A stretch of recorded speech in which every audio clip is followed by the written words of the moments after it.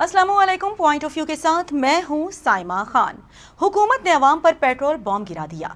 10 रुपए से जायद का बड़ा इजाफा हुकूमत ने पेट्रोलियम मसनूआत की कीमतों में 12 रुपए 44 पैसे फी लीटर तक इजाफा कर दिया।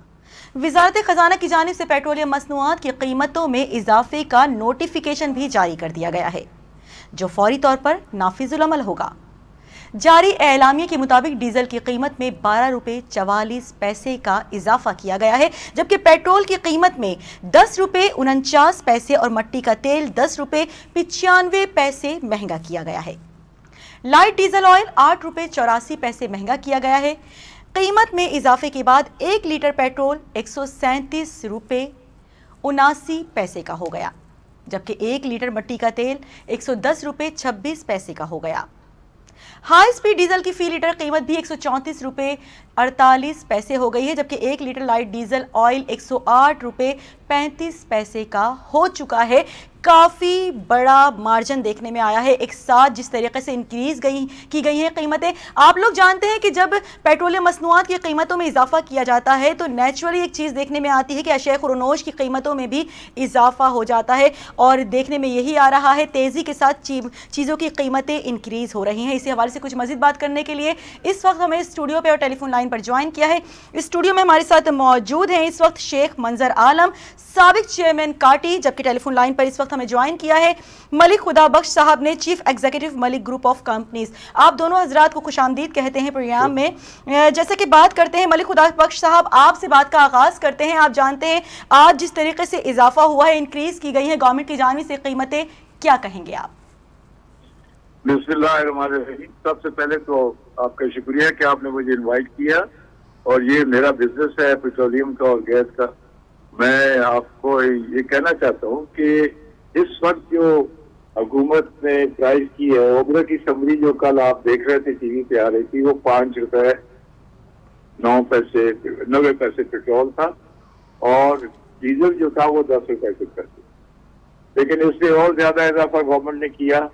ये तो सही बात है कि इंटरनेशनली कुछ प्राइसेस जो हैं वो आई जा रही है। उसकी वजह मैं आपको बताना चाहता हूँ कि कोविड की वजह से प्राइसेस कम भी हुई थी, और जो ओपेक कंपनीज हैं, जो तेल प्रोड्यूस करने वाले ममालिक हैं, उनकी वो एसोसिएशन है, वो उन्होंने फैसला किया था कि आप अपनी प्रोडक्शन स्लो करें, ताकि उस वक्त ये हो रहा था कि प्रोडक्शन ज्यादा होने से प्राइस ज्यादा नहीं थी और प्रोडक्शन ज्यादा थी, तो प्राइसेस बहुत नीचे जा रही थी, जो कि अफोर्डेबल नहीं थी तेल कारोबार करने वाले मुल्कों। तो ओपेक ने ये फैसला किया कि इसको अपनी सप्लाईज को कम किया जाए। तो उन्होंने एक सर्टन एक एजेंडे के थ्रू, एक प्रोग्राम के थ्रू, एक एग्रीमेंट के थ्रू उस पर कट डाउन किया। तो अब ये हुआ कि क्योंकि कोविड कुछ कंट्रोल होना शुरू हो गया सारी दुनिया में, और सेल बढ़नी शुरू हो गई। जब ये सेल बढ़ रही है तो उसकी वजह से ये सप्लाई एंड डिमांड की इश्यू पैदा हो गया, क्योंकि डिमांड जो है बढ़ गई और सप्लाई कम है। आप इसको थोड़ा बर्दाश्त करना पड़ेगा। सर थोड़ा कितना बर्दाश्त करना पड़ेगा? इसी महीने देखने में आया 3 बार इंक्रीज हुई हैं कीमतें। मैं अपने अवाम की बात नहीं कर रहा, मैं बात कर रहा हूँ जो मुल्क प्रोड्यूस कर रहे तेल, उनकी बात कर रहा हूँ कि उनको ये बर्दाश्त करना पड़ेगा, क्योंकि उनको अपनी सप्लाई बढ़ानी पड़ेगी। बर्दाश्त का मतलब ये है कि जो उनका एग्रीमेंट है उसमें तो अभी 1 महीना और बाकी है, लेकिन इनको एक फुल फॉर्म मीटिंग बुला के इसको फौरी तौर पे जो ऑयल प्रोड्यूस करने वाले तेल है, वो तेल की पैदावार बढ़ाए, ताकि सप्लाई और डिमांड को मैच किया जाए।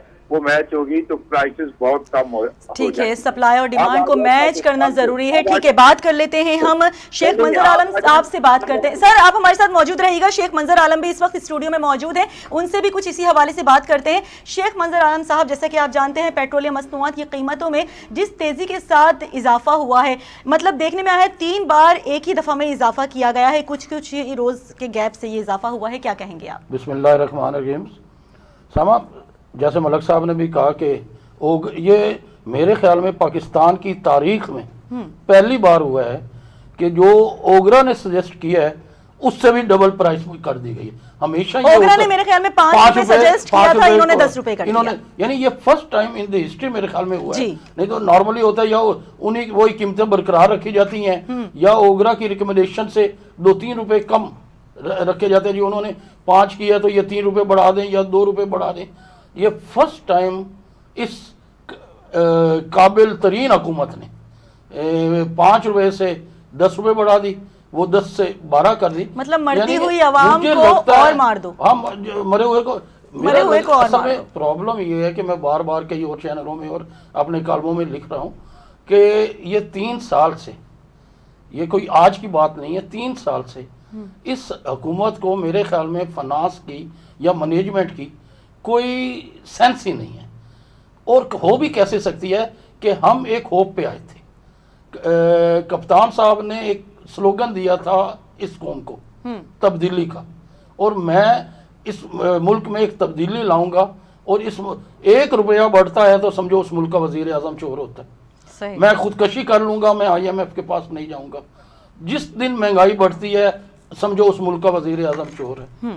اب اگر ہم 3 سال کا جائزہ لیں, چینی 55 روپے سے 110 روپے ہو گئی, آٹا 35 روپے سے 70 پیسے ہو گیا.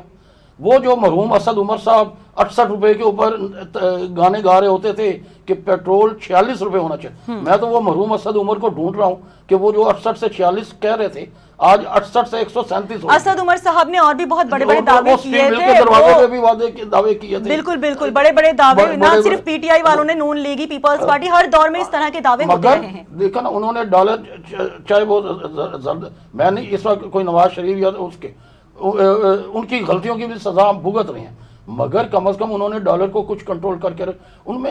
یعنی مسئلہ یہ, جب تک اس ملک میں سیاسی حکومتیں ہوتی ہیں تو وہ کوئی نہ کچھ ریزسٹ کرتی ہیں انٹرنیشنل اداروں کے سامنے بھی, بین الاقوامی اداروں, بینک کے سامنے بھی, ہر جگہ وہ تھوڑا ریزسٹ کرتے ہیں. ٹھیک ہے, ہم ملک خدا بخش صاحب سے بات کر لیتے ہیں. ملک خدا بخش صاحب, آپ نے فرمایا ہے, اس وقت کہا ہے کہ کس طریقے سے صبر کرنا ہوگا. عام عوام کے حوالے سے اگر ہم بات کریں کہ نہ صرف پیٹرولیم مصنوعات کی قیمتوں میں اضافہ ہوا ہے, دیگر اشیاء خورنوش کی قیمتوں میں بھی اضافہ ہوا ہے, تو عام عوام اب کہاں جائیں؟ اور کیا لگتا ہے آپ کو, یہ آخری اضافہ ہوگا یا اس کے بعد بھی مزید انکریز ہو سکتی ہیں قیمتیں؟ سیما, آپ نے مجھے ایک بار میری بات کمپلیٹ نہیں کرنے دی, اور آپ نے سر دونوں کو موقع دینا ہے نا, آپ کو بھی اور منظر صاحب کو بھی موقع دینا ہے, لیکن آپ اپنی بات کمپلیٹ کیجئے. سر یہ میری بات سنیں, میں نے یہ نہیں کہا, میں نے پاکستان کے عوام کے لیے نہیں کہا. ٹھیک ہے, پاکستان کے عوام کے لیے تو یہ بہت زیادتی ہے. اتنا دیکھیں, اگر انٹرنیشنلی زیادہ بڑھ گیا ہے تو گورنمنٹ کو سبسیڈائز کرنا چاہیے. گورنمنٹ کے پاس بہت سارے راستے ہیں لیوی کم کرنے کے, سیل ٹیکس کم کر کے اس کو کچھ اتنی ایڈجسٹمنٹ پہ لے آتے تاکہ لوگ افورڈ کر سکتے. لیکن گورنمنٹ نے نہیں کیا, اوگرا کی سمری کو بھی نہیں دیکھا, اس سے بھی ڈبل کر دیا. تو یہ میرا خیال ہے یہ اس کی کوئی جسٹیفیکیشن بنتی نہیں ہے کہ ہم اس کو کیونکہ ہمارا یہ کاروبار ہے, ہم اس کاروبار کو سمجھتے ہیں. یہ ضرور ہے کہ انٹرنیشنلی پرائز بڑھی ہیں, اور اس کو لیکن اس مہینے میں جیسے منظر صاحب کہہ رہے تھے کہ دیکھیں پچھلے جب میں 15 دن میں 5 روپے بڑھی ہے, اس 15 دن میں 12 روپے 3 بار ملک صاحب اضافہ ہوا ہے, 3 بار. وہی تو میں بتا رہا ہوں نا کہ 3 بار اضافہ ہوا, تو یہ تو بہت زیادہ اضافہ ہے. اور میں اس کو بھی کہوں گا کہ یہ 15 ملک صاحب, اس کے باوجود گورنمنٹ کہتی ہے کہ پاکستان میں سب سے کم اضافہ ہے یہ چیزوں میں. وہ ہمیشہ مثال دیتی ہے انڈیا اور بنگلہ دیش کے حوالے سے کہ وہاں پہ پیٹرولیم مصنوعات بہت زیادہ ہائی ہیں. میری بات اگر سنیں تو میں آپ کو سارا کمپیریزن دے دیتا ہوں. جی, میں یہ کہنا چاہتا ہوں کہ ہمارے ملک میں ہمیشہ ہی پیٹرول دنیا سے کم رہا ہے. یہ کوئی عجوبہ نہیں ہے, کیونکہ ہم آئل پروڈیوس بھی کرتے ہیں, اپنے 35% ہم اپنے آئل پروڈیوس کرتے ہیں, تو اس کا بینیفٹ بھی ہماری لیس پرائز کے لیے آتا ہے.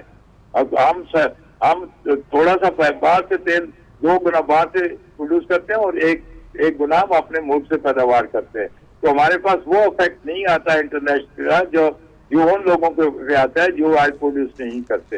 ایک تو یہ بڑی بات ہے. دوسری بات یہ ہے کہ اس طرح یہ 15 دن میں آئل کی پرائز بڑھانا کوئی جسٹیفیکیشن اس کی نہیں ہے. ساری دنیا میں 1 سال کا یا 2 سال کا گورنمنٹ پروگرام دیتی ہیں اور اس پروگرام میں وہ جو ویریشن ہوتی ہے لس یا پلس کی وہ اس کو اسٹیمیٹ کر کے ایڈ کر لیتے ہیں اور اپنی ایک پرائز دے دیتے ہیں. اس پرائز سے کیا فائدہ ہوتا ہے؟ اس پرائز سے یہ فائدہ ہوتا ہے کہ آئل مارکیٹنگ کمپنی اپنا تیل منگا سکتی ہے اپنے شیڈول کے مطابق, اور اسٹیشن آنر جو ہے, جو پیٹرول پمپ والے مالکان ہیں, وہ اپنا اسٹاک مینٹین کرنے کے لیے اپنی انوینٹری بنا سکتے ہیں. اور اس پہ کسٹمر کو فائدہ یہ ہوتا ہے کہ ان کو کبھی یہ نہیں ہوتا کہ ان کو تیل نہیں ملے گا, ان کو 24 گھنٹے تیل ملے گا.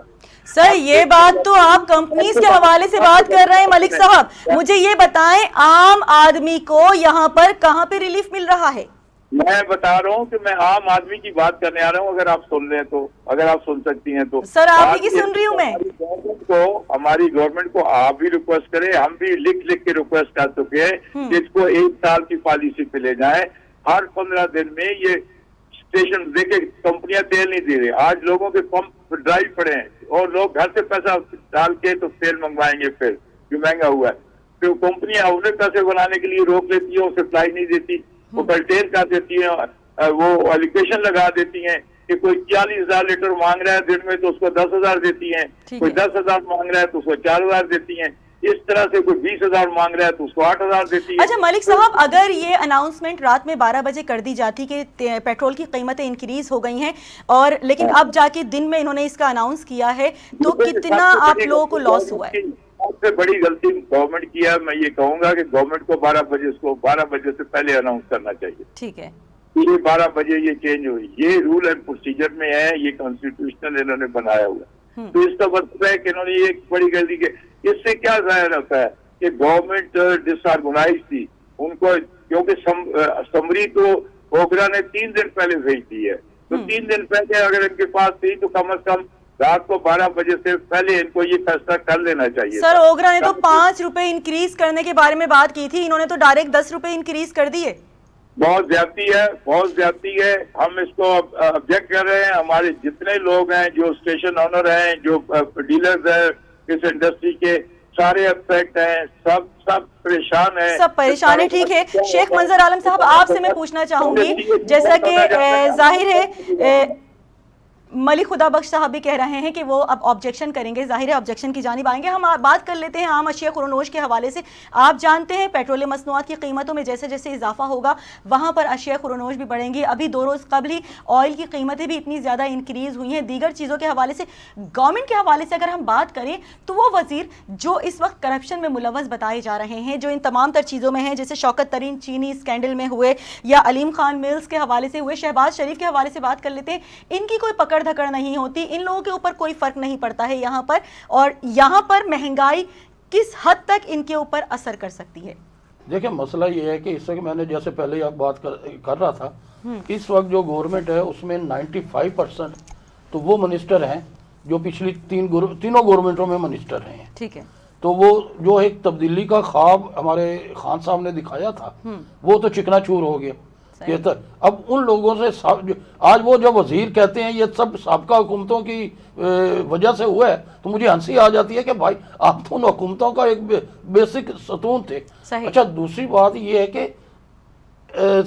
جو آج مہنگائی ہو رہی ہے, ہمارے پرائم منسٹر اتنے بولے, ان کو ڈالر کی قیمت کم ہوتی ہے تو ٹی وی سے پتہ چلتا ہے. بالکل, اگر ان کو کوئی اور خبر ملتی ہے تو ٹی وی سے پتہ چلتا ہے. یہ ہمارے پہلی بار یہ نااہلی ہے, یہ نااہلی ہے سر, یہی نااہلی تبدیلی سرکار کی, جو میں بار بار یہی وجہ ہے کہ جو میڈیا کے بھی ان کے کنٹینر پہ چڑھ کے ان کے مین سپوک مین بنتے تھے وہ بھی آج پوری فگر اٹھا. ہمارے کچھ وزراء تو ایسے ہیں ان کا ڈیزگنیشن چینج ہو جاتا ہے, ان کو معلوم نہیں ہوتا, ٹی وی کے ذریعے ان کو معلوم ہو رہا ہے. دوسری بات یہ کہ جو ابھی آپ نے بھی کیا کہ انہوں نے شوگر آٹا کے اوپر کمیشن بنایا تھا. بالکل, اور پاکستان کے پہلے سرٹیفائیڈ امین اور صادق پرائم منسٹر نے ملک کے سب سے ایماندار ترین افسر کو ڈکلیئر کرنے والے کہ جو اس نے نواز شریف کو کے خلاف رپورٹ دی تھی GIT میں واجد ضیاء, اس کا کمیشن کا سربراہ بنایا تھا.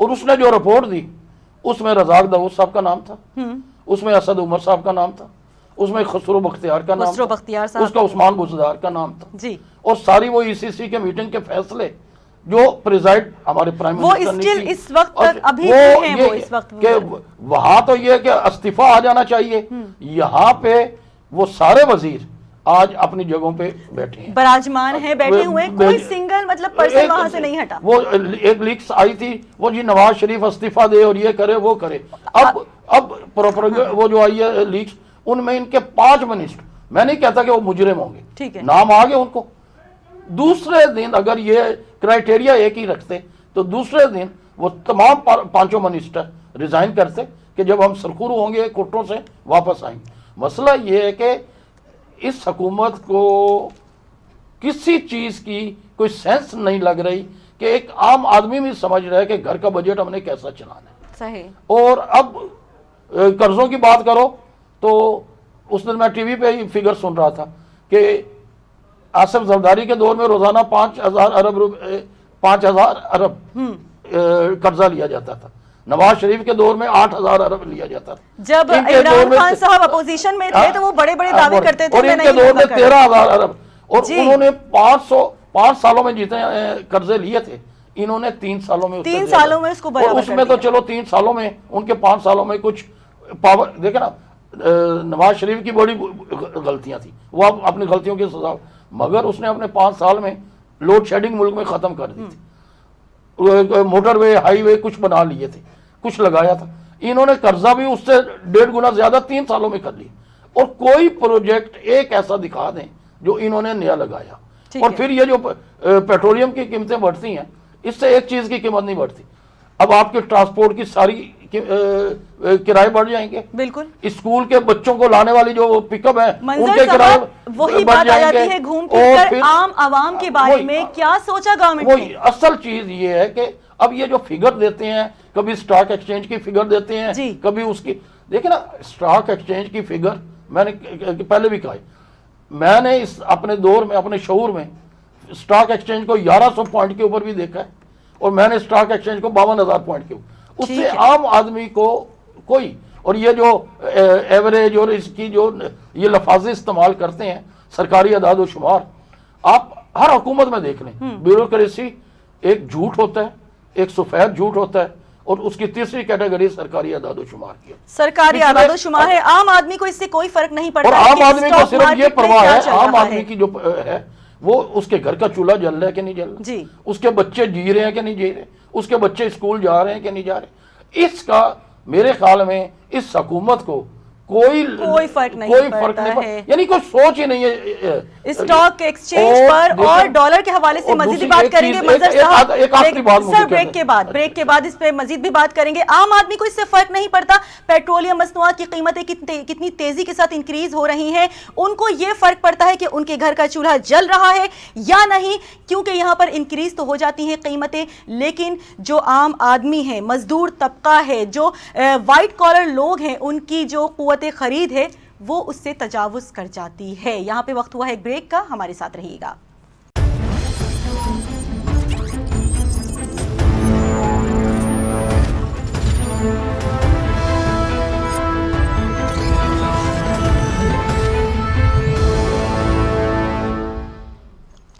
Welcome back. بات ہو رہی ہے پیٹرولیم مصنوعات کی قیمتوں میں جو اضافہ ہوا ہے اس حوالے سے. ہمارے ساتھ ملک خدا بخش صاحب موجود ہیں، ان سے ہم جاننا چاہیں گے کہ پاکستان میں یہ کہا جا رہا ہے ملک صاحب کہ ڈالر کے مقابلے میں روپے کی قدر میں کمی بھی خام تیل کی درآمد کو مہنگا بنا رہی ہے. کس حد تک سچائی ہے اس میں؟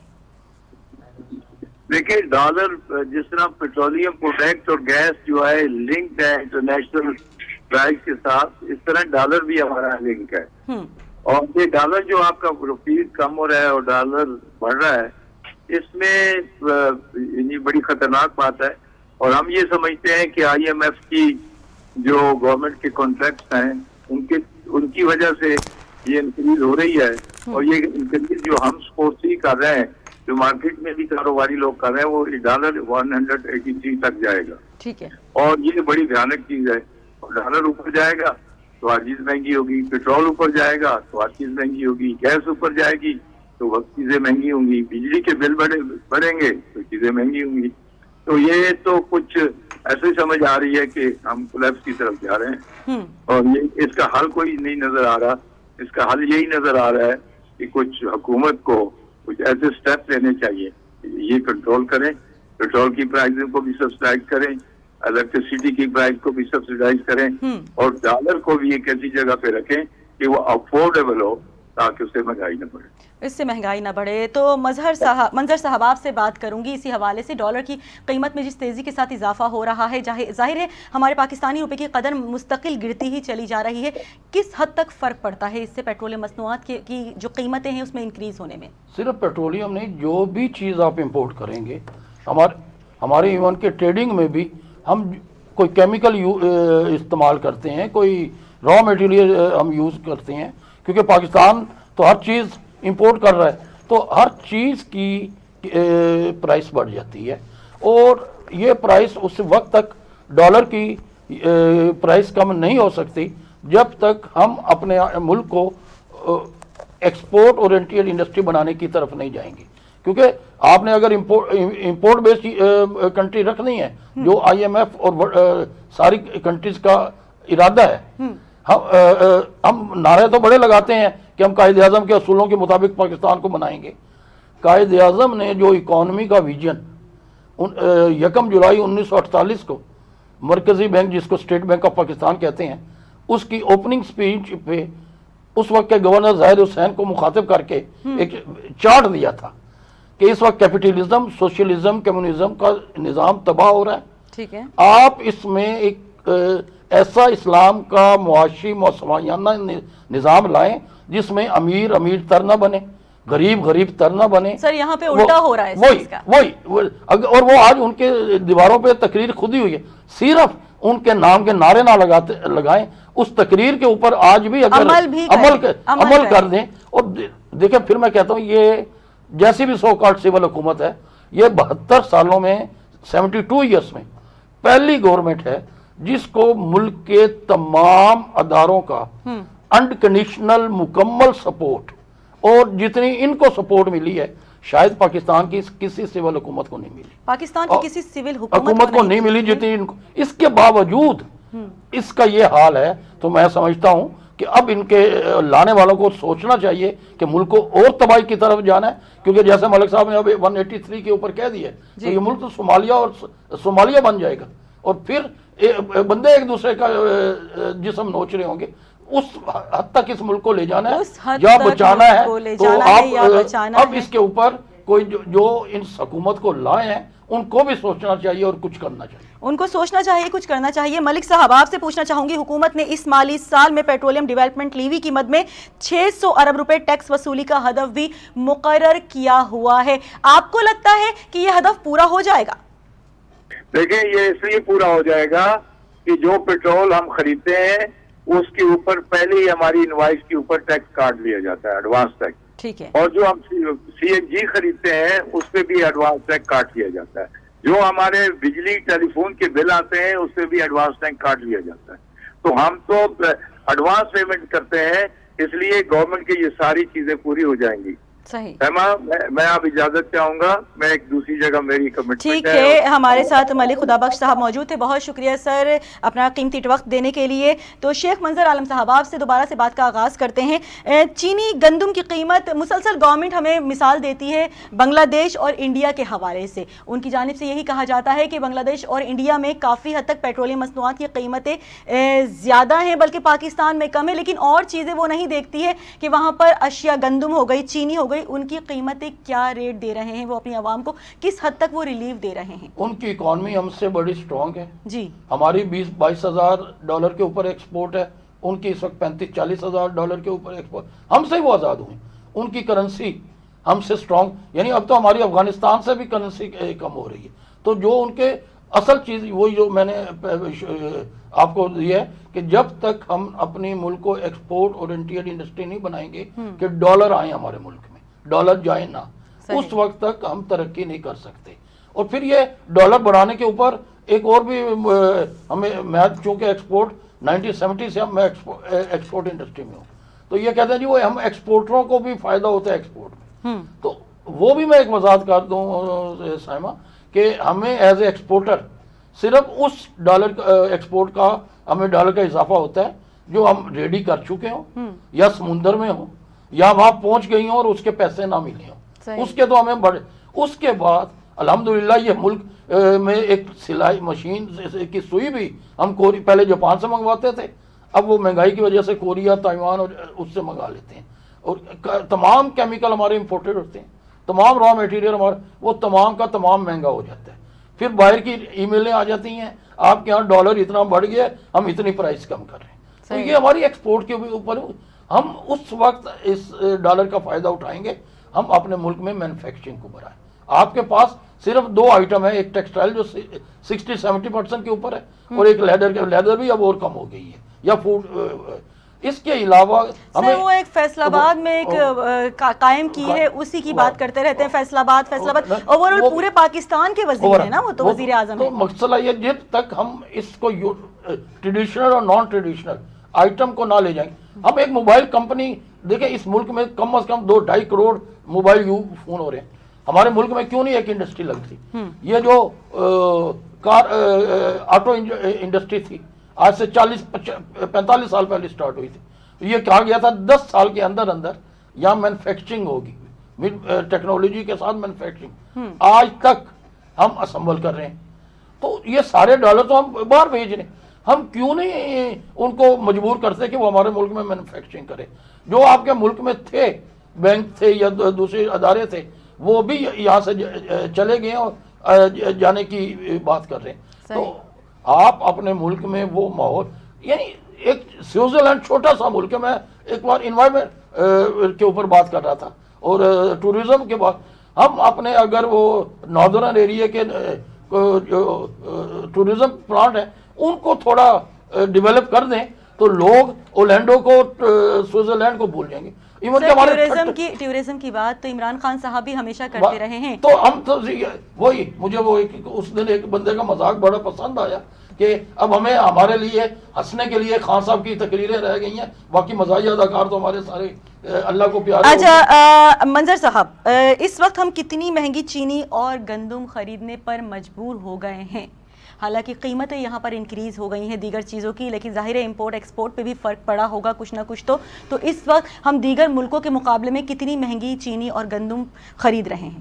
لیکن ہمارے یہاں اول تو ہمیں یہ چینی بڑھانے کی کوئی ضرورت ہی نہیں تھی. ٹھیک ہے.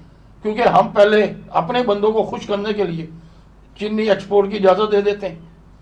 وہ ایکسپورٹ ہو گئی، شارٹ ہوئی، پھر ہم انہی بندوں سے واپس منگا لیتے. پہلے انہوں نے ایکسپورٹ کرنے میں بڑھا لیا، پھر امپورٹ کرنے میں لے لیا، اور اس کا سارا جو بار ہے وہ اس حکومت. اگر انتظامی مینجمنٹ صحیح ہو تو ہمارے ملک میں گندے کی کاشت اتنی ہے کہ ہمیں باہر سے چینی نہ منگوانی.